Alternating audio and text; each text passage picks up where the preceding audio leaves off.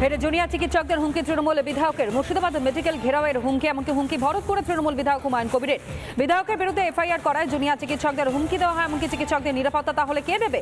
কি করছে পুলিশ প্রশাসন? প্রশ্ন তো খুব স্বাভাবিকভাবেই উঠবে।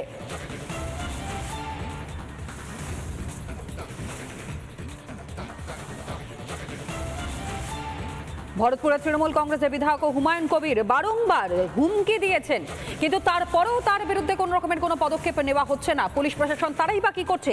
বক্তব্য আপনাদের সামনে তুলে ধরি, যে বক্তব্যের পর কার্যত এই বিতর্ক।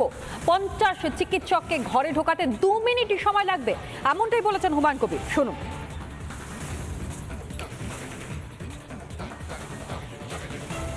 মহামিছিল করবে, এরা যদি 1000 লোকের মিছিল করে, আমি তারপরের দিন 5000 লোকের মিছিল করবো, যে ওদেরকে ঘিরে ওখানে রেখে দেবো মেডিকেল কলেজ।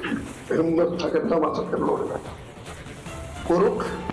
যেদিন করবে তার 2 দিনের মাথায় করবো। মেডিকেল কলেজ ঘেরাও করে রাখবো। আমার নেত্রী আমাকে নিষেধ করবে, কিন্তু তাও শুনবো না। আমার অধিকার খর্ব হলে আমি কোনো জায়গাতে আপোষ করবো। এত বড় সাহস কোথা থেকে পাই? কার মদতে পাই? আমার এগেনস্টে এফআইআর করার হিম্মত কোথা থেকে পাই? এইসব ডাক্তার, এইসব 50টা ডাক্তারের ঘরে ঢুকাতে আমার 2 মিনিট লাগবে। করুক না, দেখি কত। আর প্রশাসনও কি করে দেখি, আমাকে কি করে রুখে দেখি।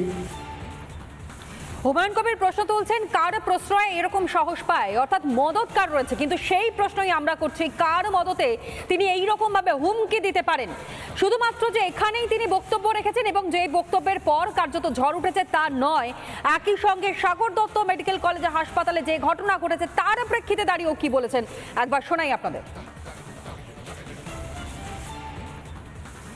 ডাক্তাররা নিজেদের সিকিউরিটি অ্যান্ড সেফটির প্রশ্নে তারা যে দাম্ভিকতা পেশেন্টদের সঙ্গে দেখায়, আপনি যদি আমাকে বলেন আগে থেকে সতর্ক না করে হঠাৎ প্রোগ্রাম করব, ভিজিট করব বহরমপুর মেডিকেল কলেজে, আপনারা আমার সঙ্গে থাকবেন, দেখাবো যে জুনিয়র ডাক্তাররা যেসব রোগী ওয়ার্ডে থাকে, যারা চিকিৎসার জন্য পরিষেবা নেওয়ার জন্য সরকারি হসপিটালে থাকে, তাদের শরীর স্পর্শ করে না ভিজিট করতে গিয়ে।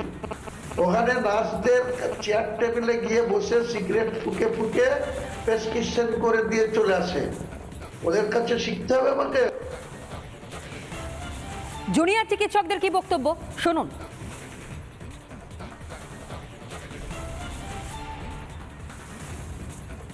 বলা হচ্ছে আজকে একজন বিধায়ক এসে বলছেন বহরমপুরে তিনি নাকি 50,000 লোক নিয়ে বহরমপুর মেডিকেল কলেজে হামলা চালাবেন। এগুলো প্রকাশ্যে চলছে। আজকে একটা আমাদের অভয়া যে সহকর্মী, সাবজুডিস বিষয় বলে সেই জিনিস নাকি লাইভ স্ট্রিমিং করা যাবে না, অথচ এরকম একটা সেন্সিটিভ বিষয় নিয়ে একটা নোংরামি চলছে, সেটা নাকি শর্ট ফিল্ম বানানো হবে। শর্ট ফিল্মের পোস্টার করছে, তাদেরকেও নাকি শাসক দল থেকে বের করে দেওয়া হচ্ছে এবং তারপরেও তারা আবার প্রকাশ্যে স্টেটমেন্ট দিচ্ছে যে বের করে দেওয়া হোক, তারপরেও আমরা নাকি মহালয়ার দিন তারা নাকি শর্ট ফিল্ম বের করবে। এই নোংরামিগুলো কোথা থেকে আসছে? এই সাহস কোথা থেকে পাচ্ছে তারা? এই সাহসগুলো পাচ্ছে আসলে তাদের মাথায় বড় কেউ রয়েছে। আসলে তাদের মাথায় এই যে ভয়ের রাজনীতি বলছি না, আসলে তারাই এর মাথা। এই যে সবাইকে উপড়ে ফেলা অবধি আমাদের আন্দোলন কিন্তু চলবে। কে কার থেকে কী শিখবে সেটা নিয়ে আমাদের কিছু বলার নেই। আমাদের 1 মাসব্যাপী আন্দোলন চলেছে। এই আন্দোলনের বিভিন্ন সময় আমরা বিভিন্ন উস্কানিমূলক মন্তব্য কিন্তু পেয়েছি, কখনো ফোঁস করা থেকে শুরু করে কখনো উৎসবে ফেরা ইত্যাদি ইত্যাদি। ফলে কে কি বলল আমরা সেটা নিয়ে ভাবতে চাই না। শাসকের ক্ষমতা অপরিসীম আমরা সবাই জানি। এই আন্দোলন চলাকালীন অনেকে আমাদের বলতে চেয়েছেন আমরা নাকি রাজনীতি করছি, কিন্তু বাস্তবে তো তা নয়। আমরা কোনোভাবেই কোনো রকম ক্ষমতার দ্বন্দ্ব ইত্যাদি কোনো কিছুর মধ্যেই জড়াতে চাইনি। আমরা প্রথম থেকেই শুধু এবং শুধুমাত্র নিরাপত্তার দাবিতে আমাদের আন্দোলন চালিয়ে গেছি, যে এই ধরনের বহু মন্তব্য শুধুমাত্র প্ররোচনার জন্য। অবশ্যই তিনি একটি বিশেষ দলের এবং তিনি তার রাজনৈতিক উদ্দেশ্য প্রণোদিতভাবে আন্দোলনকে বিভ্রান্ত করতে চাইছেন, আন্দোলনকারীদের বিভ্রান্ত করে একটা অরাজকতার পরিবেশ সৃষ্টি করতে চাইছেন। কিন্তু আমরা কোনোভাবেই সেই ফাঁদে পা দেব না। আমরা আমাদের আন্দোলন চালিয়ে যাব। কোথাও গিয়ে প্রচ্ছন্নে মদত দেওয়া হচ্ছে কি নাকি উস্কানি দেওয়া হচ্ছে? গত 14ই আগস্ট রাত্রে যে ঘটনা ঘটেছে আর জি কর মেডিকেল কলেজ হাসপাতালে, সেই ঘটনার যাতে আবারও পুনরাবৃত্তি হয় সেই কারণের জন্যই কি এইরকম উস্কানিমূলক মন্তব্য? আরো বেশ কিছু বক্তব্য আপনাদের সামনে তুলে ধরি, শুনুন।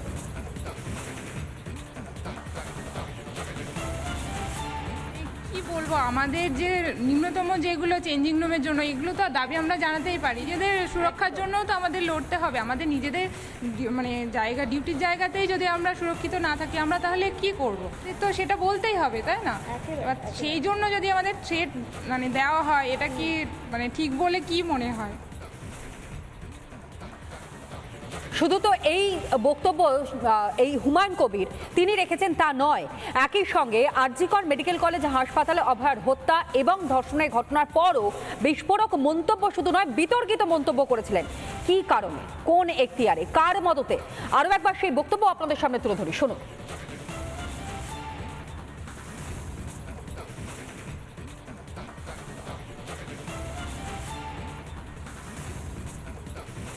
আমাদের ক্ষেত্রে আমি বলছি, ডাক্তাররা যদি এইভাবে অমানবিকভাবে শুধু তিনাদের সিকিউরিটি আর তিনাদের স্বার্থ দেখতে থাকেন, তাহলে আম জনতার স্বার্থ দেখার জন্য আমরাও রাস্তায় নামতে বাধ্য হব। একটা রুগী ভর্তি আছে, তার দুবেলা ভিজিট করা আউটডোর, সেটা কি হচ্ছে?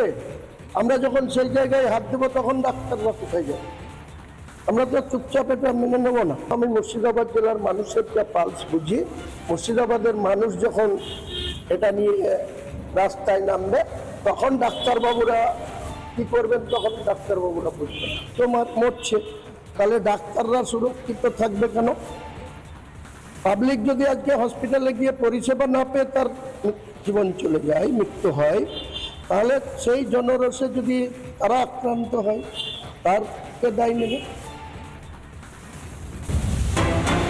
ব্রেকিং দিয়ে এই মুহূর্তে হুমায়ুনের বিরুদ্ধে সুপ্রিম কোর্টে অভিযোগ, হুমায়ুন কবিরের বিরুদ্ধে সুপ্রিম কোর্টে অভিযোগ, প্রধান বিচারপতির কাছে অভিযোগ রাজ্য আইএমের যুগ্ম সম্পাদক রঞ্জন ভট্টাচার্যের। আর এই বিষয় নিয়ে আরো বিস্তারিত জানবো। ইন্দ্রাশিস আমাদের প্রতিনিধি এই মুহূর্তে আমাদের সঙ্গে রয়েছে। ইন্দ্রাশিস, অবশেষে শুধুমাত্র পদক্ষেপে তা নয়, সুপ্রিম কোর্ট পর্যন্ত গড়ালো এই গোটা বিষয়টি। একেবারে দেখো তনয়, এই যে ঘটনা গতকালকেই ভরতপুরের তৃণমূল বিধায়ক হুমায়ুন কবির যেভাবে প্রকাশ্যে তিনি হুমকি দিয়েছেন এবং একরকম জুনিয়র চিকিৎসকদের তিনি অপমান করেছেন, হুঁশিয়ারি দিয়েছেন, 50,000-এর বেশি লোক নিয়ে তিনি medical college, Murshidabad medical college ঘেরাওয়ের হুঁশিয়ারি দিয়েছেন এবং এই ঘটনার পরে এবার নড়ে চড়ে বসলো আইএমএ।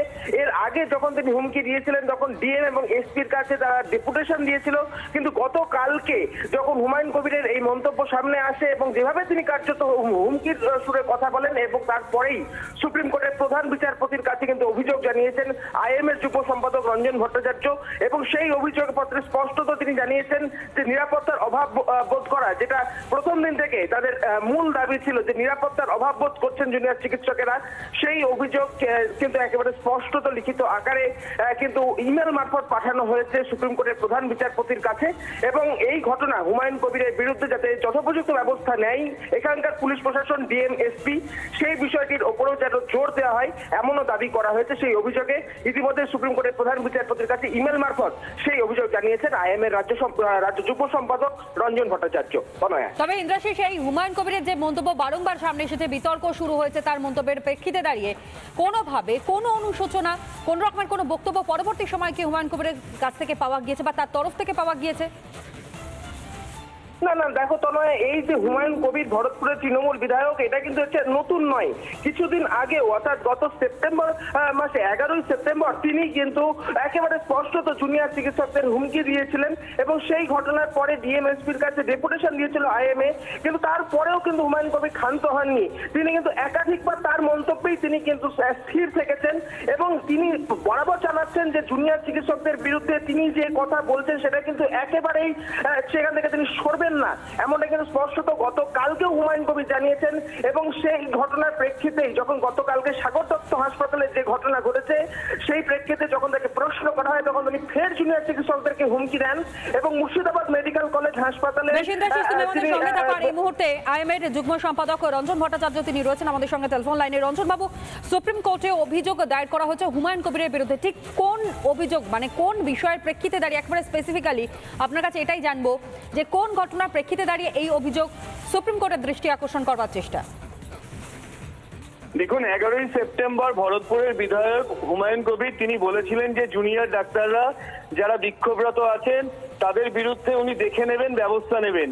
তার পরিপ্রেক্ষিতে 12ই সেপ্টেম্বর আমরা DM SP of the Murshidabad district তাদেরকে ডেপুটেশন দিই এবং সেই বক্তব্যের পরিপ্রেক্ষিতে তার এগেনস্টে এফআইআর লজ করা হয় এবং এফআইআর লজের সমস্ত ডাক্তারবাবুরাই ছিলেন এবং ডক্টর দেবাংশু ঘোষের নামের উপর ভিত্তি করে পুলিশ এটা এফআইআর লজ করে। তারপরে আমরা আশ্বাস পেয়েছিলাম যে ব্যবস্থা নেওয়া হবে, কিন্তু আজ অবধি নেওয়া হয়নি।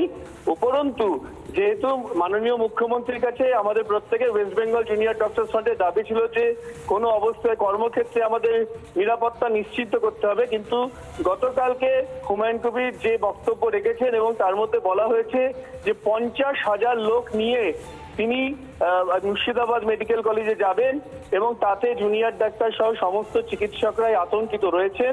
এই পরিপ্রেক্ষিতে সুপ্রিম কোর্টের যে অবজারভেশন ছিল যে কর্মক্ষেত্রে নিরাপত্তা নিশ্চিত হলে তবেই জুনিয়র ডাক্তাররা কাজে ফিরবেন এবং আমরা নিরাপত্তার অভাব ভোগ করছি এবং তার জন্য সুপ্রিম কোর্টের পরের হিয়ারিং এ যে আমাদের Indian medical association joint platform of doctors protect the ওয়ারিয়ারের যে আইনজীবী আছে তার মধ্যে এই ব্যবস্থা উত্থাপিত করা হবে এবং ডিএম এবং এসপি তারা আজ অব্দি 12ই সেপ্টেম্বর এই অভিযোগ দায়ের করা হয়েছিল, আজকে 29শে সেপ্টেম্বর কোনো সদর্থক ব্যবস্থা এখনো নেননি।